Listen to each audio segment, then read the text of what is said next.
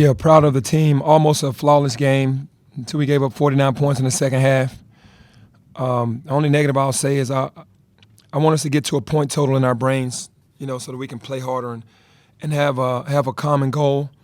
We keep giving up 49 points, 50 points in the second half to teams. We starting to get complacent, and that's going to catch up to you at some point. But, overall, collectively, the guys that got minutes out there did a fantastic job. Really proud of the team. Coach, great win today. Let's talk about the preparation going in today because this was one of your best wins probably since Virginia. Yeah, the preparation was great because, they beat up on us pretty bad in that game, especially in the second half, like the last 8 minutes. It was a tie game with 2 minutes to go, but it's the things they did to us that kind of embarrassed me when I watched the game afterwards. So we tightened all those things up and came in with a lot of energy on making sure we didn't allow that stuff to happen again, and we did a great job of that. Hey, Penny, this probably been your best game as a team for first 2 quarters since the A&M game. What can be done to make it go forward, to replicate it? Well, we just got to keep, just believing in the game plan, keeping the energy high. Every game is different. Every team is different, but the energy has to stay the same. I think that's the main thing, man. Like, we hold them to 29 in the first half. That energy was fantastic, and then come out the second half, 49 points. So we just got to keep trying to. The last two first halves at Temple and today were great. The second halves weren't. So we're just getting complacent. We got to keep the energy high. Penny, felt like in that first half in the back. For first half, defensive energy intensity was as good as it has been maybe all season. What's finally clicked on that end? Is it human nature and desperation, knowing you guys probably can't lose again, or is it something you said to them? Talk us through that. I think it's a lot of all of that, a combination of understanding where we are and what the position we put ourselves into, listening more because they've always had the answers to the test, listening more, applying more things, and actually getting better as the season goes on. Again, we're a new team. I keep saying that. New guys, Caleb goes out. We really have a new team now with adding Naquan Tomlin, adding Jordan Brown back, and not having Caleb Mills. We have to kind of reinvent the team. We went bigger instead of smaller, and now we started going back smaller. So at the end of the day, these guys are getting better every day of understanding who we are now and what we need to do. And we're starting to disrupt more as well. We weren't doing that in that 4-game losing streak. We were just kind of going at someone else's pace. We're back to our pace now. Coach, 12 assists at Tulane a couple weeks ago, 21 today. Did you set like a benchmark for your team, or did you just talk to them about sharing the basketball more, and why do you think that worked well today? Yeah, we talked about turnovers. In that zone, they do a great job of deflections because they play zone the entire game. And then if you penetrate the zone, then they do a good of what we call raking, like trying to poke the ball out, almost like a fumble in the NFL or whatever. So they do great in those areas. So we talked about how to protect the ball and find guys that are going to be open because in that zone, they're going to leave someone open with the way that they rotate. And we did a better job of that today, but we were prepared to get good looks at the basket today because we knew exactly what we wanted to do. You have Naquan and Jordan, a lot of bigs on this team. Is this the type of team and performance that you expected to see when you constructed this team earlier, in the offseason? Yeah, without knowing that we would get Naquan, obviously we wanted to go Malcolm, JB, DeAndre. We just knew DeAndre was going to get the waiver. He didn't get it. So now it became Nick, Malcolm, JB. Then JB leaves, then Naquan comes. Then it became about Naquan, Nick, Malcolm. JB comes back. Now it's about all of the guys, to be very honest. It's just we feel like we have an advantage in that area. We have to take advantage of it with our front court. Penny, just for clarity, at the beginning of the game, did you guys open in a matchup zone, or was that like just aggressive switching man-to-man? That was just aggressive switching man-to-man.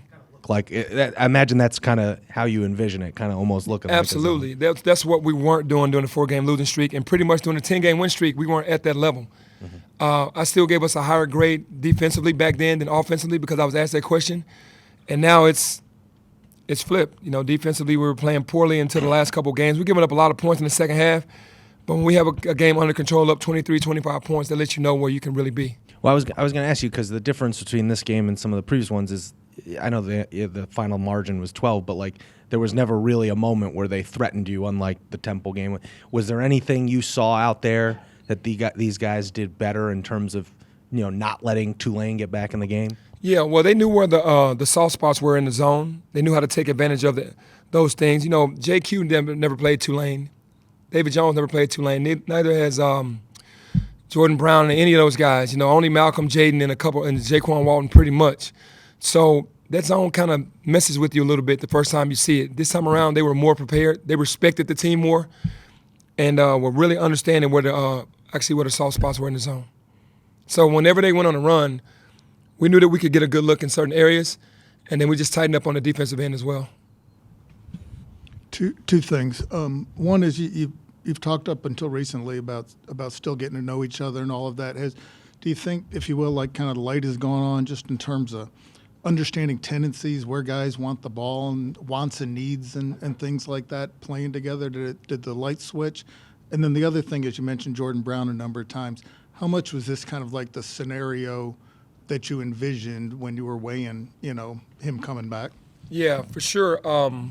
I think just kind of oversaturating the team with a lot of video of us doing great things, us doing bad things, and with them seeing us do bad things, it kind of hits the ego a little bit, like, okay, I have to do better. I think that's what's happened the most. We kind of compiled all of the negative and showed it one day, and it's like, hey, this is where we are. And then we showed some good to say this is where we could be, and then the guys took that challenge. So that's what happened with the defense. And then the second part of that question with Jordan Brown, yeah, this is what I envisioned, him coming in. Malcolm got into foul trouble early, but him and Malcolm coming in together, playing off one another, or even subbing each other and going in and being dominant, throwing the ball inside and just being dominant. Has David Jones become a better all-around player in your mind recently? It just seems like his facilitating has taken up a notch. Yeah, I've challenged him on that every single day. And I've shown him tons of film, and then he had to sit in the room with all the negative film. Saw a lot of bad shots, a lot of bad decisions, a lot of turnovers, and that hit home. Again, we want to be real with the guys and let them know where we are, but then we also show them the great stuff. And he came out today, like you've seen the last couple of days, he's not taking bad shots. He's taking the shot that he's supposed to take and making the plays that he's supposed to make. So, and then he's personally taking a challenge of not turning the ball over and getting more people involved. Was that film session recent or like? That film session was recent. It was right after we beat Wichita. Oh, okay. We got that film. And then how much time do you spend thinking about the where you guys stand in the big picture from like the postseason and the bracketology? How much time do you spend thinking about that? I spend enough time on it this year more than others because we started off so hot. And then you just saw the climb, and then you saw the fall. So I'm very conscious of where it is and what's going on, but I do know that we have to continue to win. And there's certain games that are heightened more than others, obviously because of the quads. And we put ourselves in position after losing a tough one to Rice to be in position to go to Texas with a lot of confidence and ready to play. Coach, kind of going off of what you were just talking about with DJ, he started off the game with 4 points when you all went on that run. Do you feel like that's the best version of this team when the offense is just kind of flowing, not relying on DJ? Absolutely, because we have so many weapons. And Malcolm didn't get a chance to play as much, but he would have been very dominant as well with his size against that smaller lineup. So, yeah, we need DJ to trust his teammates. He has some guys that can really play. And I think that's what's frustrated some of the guys in the past, that they haven't been allowed to help the team as much as they could. And that just brings frustration. So kudos to DJ for saying, hey, I have to trust my teammates and allow these guys to play. It's going to make it easier for me. They know that he's the guy because he's proven to be that every single night with consistency, but he has to be the guy that also returns it and says, okay, I know you guys can play as well. Coach, right here. Part of your switch to small ball, one of the lineup changes has been bringing Naquan in to start alongside Nick. What have you seen in practicing on film that you like about that pairing and taking Malcolm to the bench? What does Malcolm bring off the bench for you that you like as well? Well, it happened by, honestly, coincidence because the game that we had to come back from Wichita, that just so happened to be the group on the floor. And then we were going back to Temple, And Malcolm was like, that group played well. Let Nick go ahead and start going back. Okay, fine. Coming into today, it's kind of the same thing. Let's start this group and see how it goes. But Malcolm's going to be Malcolm. He's a veteran. He's going to come in. He just got into foul trouble today. He was on his way to having a great game. 2 quick fouls, and then goes right back out of the game. We don't need that. Now, if that's going to happen, I need to flip it back because Malcolm is playing at a high level. He's just, in that instance, wasn't in the game against Wichita, and you got to ride the wave of that group. Now we won 3 games in a row with that.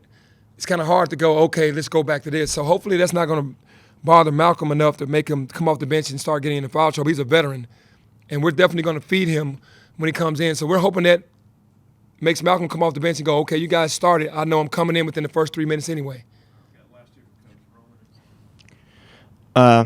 You have a lot of big opportunities coming up in your next 4, 2 big ones on the road next week.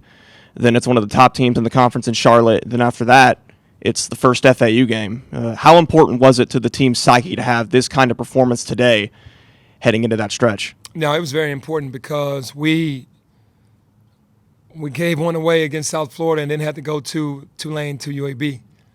If you let this one go, then you got to go North Texas, SMU. You couldn't do that again.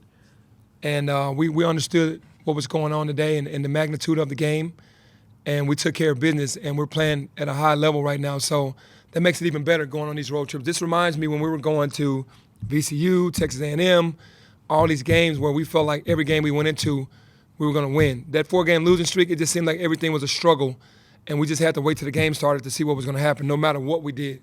So now it's back to where we were, but even better now because the guys are more committed than they've ever been. Penny, when y'all lost to South Florida a month ago, you described like chemistry problems and guys not getting along, and the play kind of showed it, like selfish play or whatever. Past 2 games, y'all had 17 assists against Temple and 21 today. Where do things stand off the court with the guys? Are they more together, and how's that process been? Yeah, I think what they've done is, said, hey, we only have so many games left.